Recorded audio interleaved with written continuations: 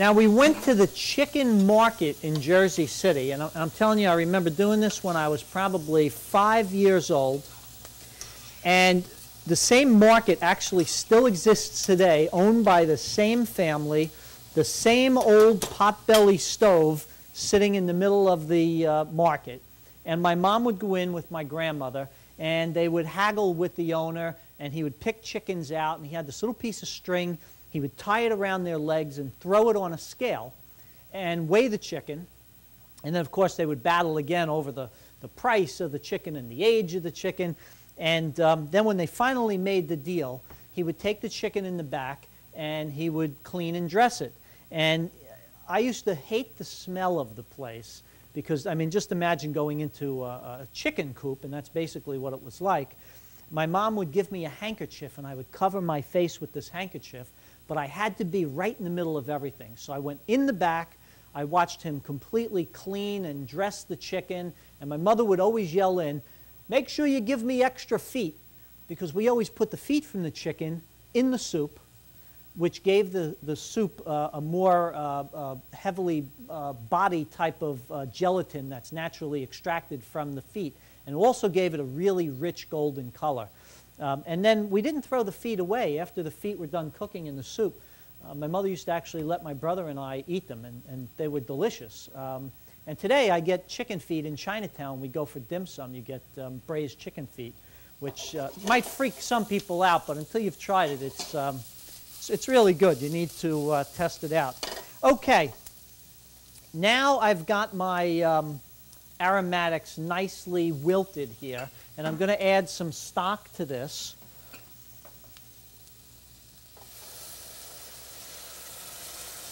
So once we have the chicken stock cooked, we're adding that chicken stock that's strained to make the fine chicken soup.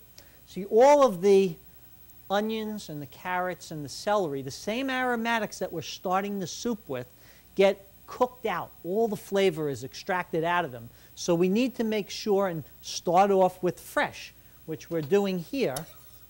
And then they'll have a nice little bit of crunch to them. And when you eat that soup, every single component will have a wonderful, wonderful flavor. I'm going to put a little pot of water on here in the back. And if I can't get that flame to work, we'll get this one going. Because now the best part of this chicken soup comes. Now I'm starting with a little bit of beef, an egg, no eggshell. We want to take some of this parsley. Just move this over a bit. We want to chop up our parsley. So far, people are probably saying, what does beef and parsley have to do with chicken soup? But if you've ever had my mom's chicken soup, which started out as my grandmother's chicken soup, and any of my aunts in the family, if you go to their house and they make chicken soup, it's the same chicken soup, so it's consistency like you hope to get everywhere. Has little meatballs in it. My mom makes meatballs so tiny that you can put 3 of them in your mouth at the same time. A little bit of garlic.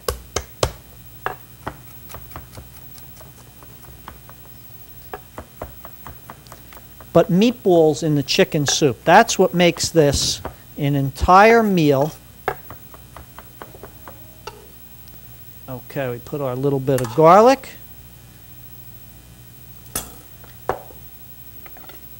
Fresh bread crumbs.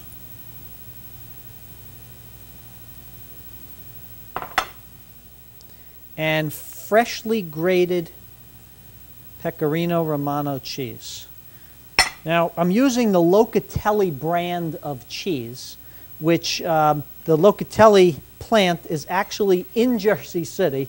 I don't know if that's why my mom wanted to always use that or not. Now, we take our meat and we just mix it up with our cheese and our breadcrumbs, garlic, a little bit of salt,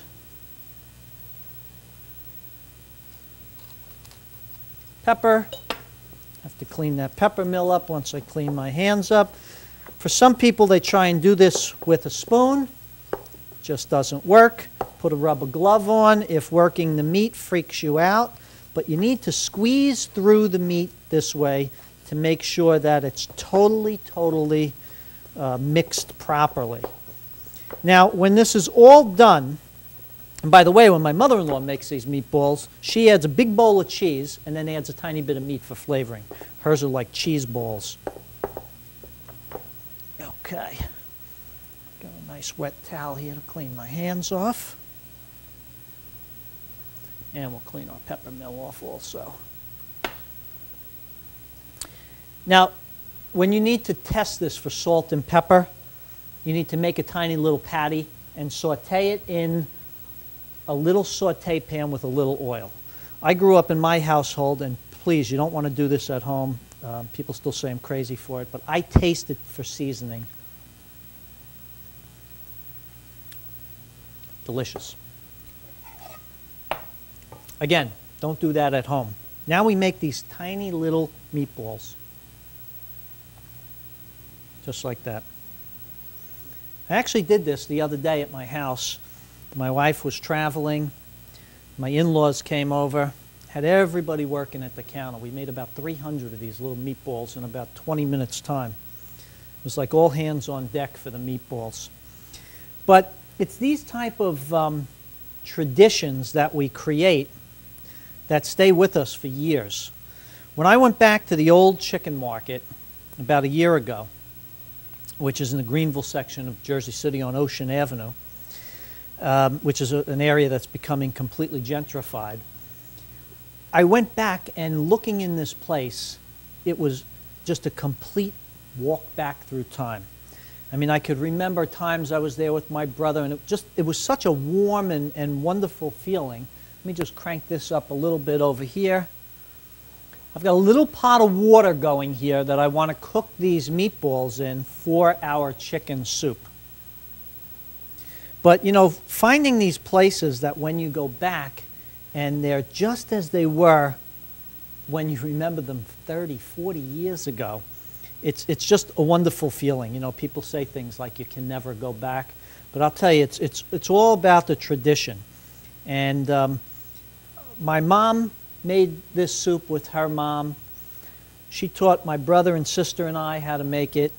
I make it now with my kids. Hopefully you'll make it with your family and friends, and it's a wonderful, wonderful tradition. And I always like to use a line that I stole from Julia Child. And it's not bad to take lines that other people say, especially when they're as influential as Julia Child. She said in a seminar that I went to one time, she said, tradition. You need to pass it on. It's very, very important in what we do, tradition. She said, because that's what helps it remain the same. And she said, tradition. Without tradition, you have no soul. I always agree with that. And you put people together and you do these things, and they become very important to the inner fiber of who you are. So I think it's just great to do. Okay, I'm not going to sit here and make hundreds and hundreds of meatballs. That's what my in-laws are for. So next time when you want to watch 300 of them being made, we'll call Gene and Chet, and we'll let them come out, and they can make them with the kids. I have these little meatballs. I'm going to place them in our pot of simmering water one at a time.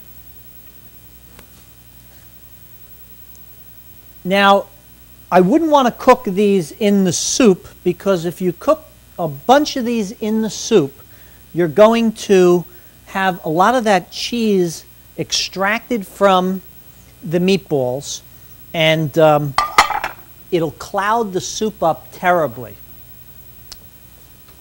Now I want to check everything that's going.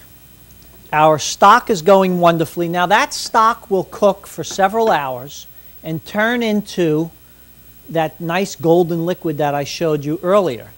Here we have our chicken soup going, which started with the stock and the sautéed aromatics. And in our pot in the back, we have our potato leek soup. Now, you can just see how creamy this has gotten.